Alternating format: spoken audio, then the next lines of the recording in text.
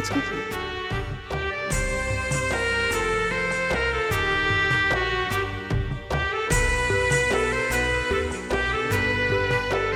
तुला आठवतं मुंबईची मीटिंग फायनल झाली तेव्हा मला पहिल्यांदा तुला सांगायचं होतं. मला अवॉर्ड मिळाला तेव्हा मला तुला खूप घट्ट मिठी मारायची होती. मी हे सगळं करण्यापासून स्वतःला का रोखत होतो मला नाही माहिती मला. पण ना त्या अर्जुनला मी आता पूर्णविराम दिला. मी तुला खरं सांगू का, प्रियासारखं जर मला कविता रचणं जमलं असतं ना तर तुझ्यावर मी सहज 2-3 पुस्तकं लिहून ठेवली असती.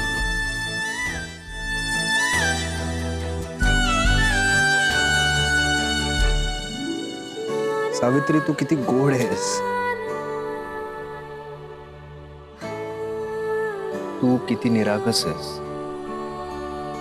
तुझा चेहरा, मला वेळ लावणारे तुझे डोळे, मनाला शांत करणारा तुझा आवाज. आय रिअली डोंट नो, तुझ्यात काहीतरी आहे की तू जेव्हा माझ्या आजूबाजूला असतेस ना तेव्हा मला कशाचंच भान नाही राहत. इच्छा आहे की तुमच्या आणि माझ्या अर्जुनच्या आयुष्यातली सगळी संकट दूर हो आणि तुमचा राजा राणीचा संसार पुन्हा एकदा सुरू हो. भैरव देवाच्या चरणी हीच प्रार्थना आहे माझी. राजा राणी म्हणे, राणी कसली चांगली नोकर करणार आहोत तुला. जरा थांब. मी ना शक्य तितके प्रयत्न करणार आहे तुमच्या दोघांसाठी. मला तुमच्या दोघांचं सगळं चांगलं झालेलं बघायचं. आणि या दिवाळीची ओवाळणी मी लवकरच देणार आहे तुम्हाला. नका काळजी कर. हे राहिलच.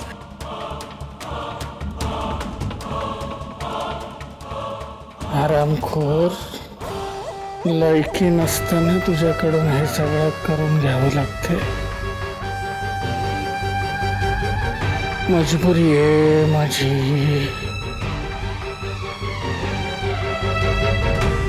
पण नाही येते काही दिवसात तुझ्या संसाराचं दिवाळ काढून तुला खडी फोडायला पाठवलं तर नाव विद्याधर कवठेकर सांगणार नाही. चला दादा, येऊ मी. साऊ, चोरीचा धंदा बंद केला ना आपण. पर्याय नाही माझ्याकडे मामा. हे माझं घर आहे आणि माझ्या घरात चोरी झाली, त्यामुळे मला लेवल करायलाच लागणार. माझ्या नवऱ्याविरुद्ध काहीतरी शिस्त आहे. त्यांच्याकडे जो कागद आहे ना मामा, त्यांनी फार मोठं संकट येऊ शकतं माझ्या अर्जुन. आणि माहीत असलेल्या संकटापेक्षा अचानक आलेलं संकट तेव्हाही डेंजर ना. नाही, कळलं पाहिजे त्यांच्या डोक्यात काय चाललंय. भीमाईंच्या खोलीतनं लंपास झालेला तो कागद काही करून मिळाला पाहिजे.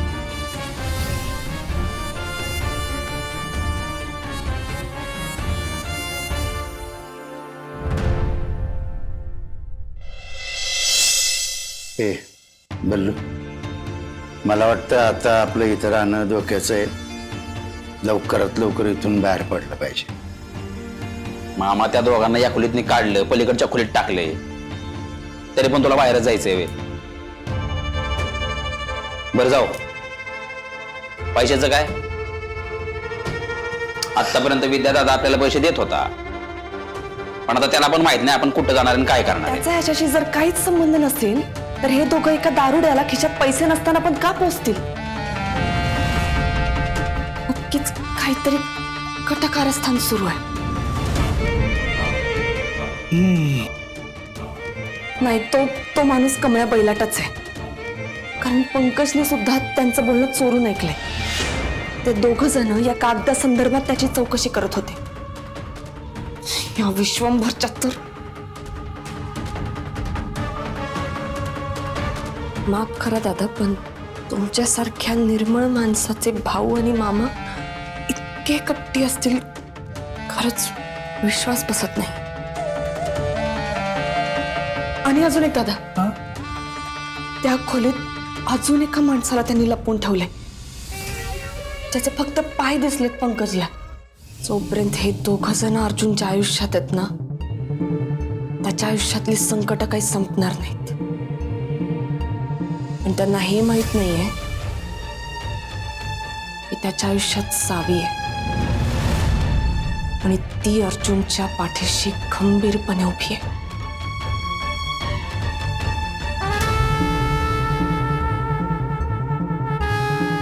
मी शोधून काढेन बैलाट प्रकरण काय आहे ते.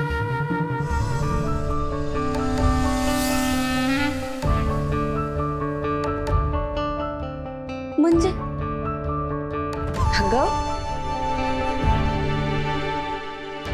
म्हणजे वाईट शक्तींना प्रवेश नाही. सोपं आहे. गुड, कळलं म्हणजे. नाईस. बरं प्रिया, मी निघतो आता ऑफिसला.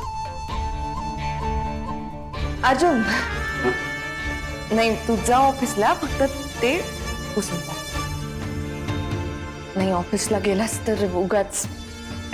मी सांगू का ऑफिस मधले लोक काय म्हणतील ते? गोरे गोरे मुखडे पे काला काला धब्बा.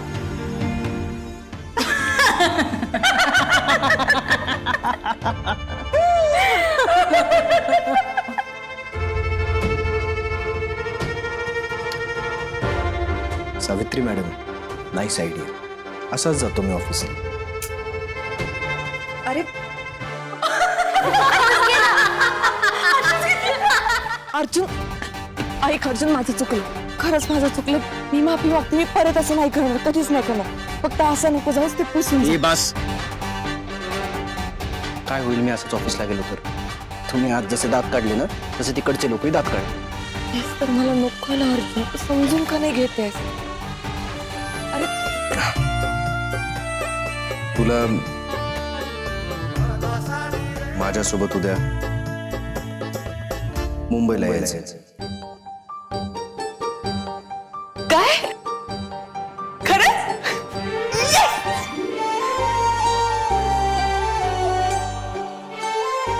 तुम्हाला खरंच तुझ्यासोबत उद्या मुंबईला नेतोय? ए, उठ. उठ. चल तिकडे जा. अर्जुन, चल.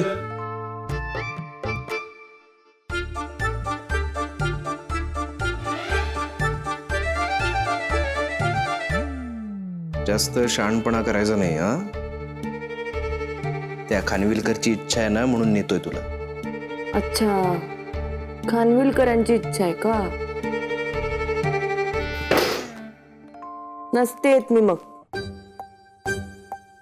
दुसऱ्या कोणाची इच्छा असती तर एक वेळ विचार केला असता.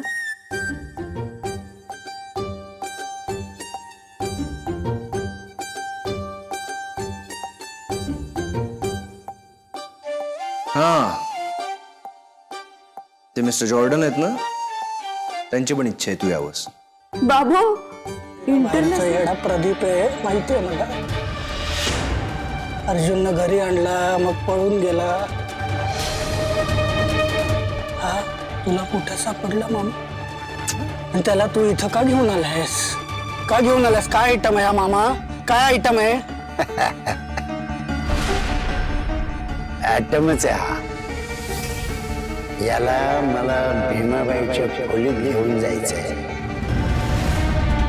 त्याच्यासाठी तू मला मदत करायची.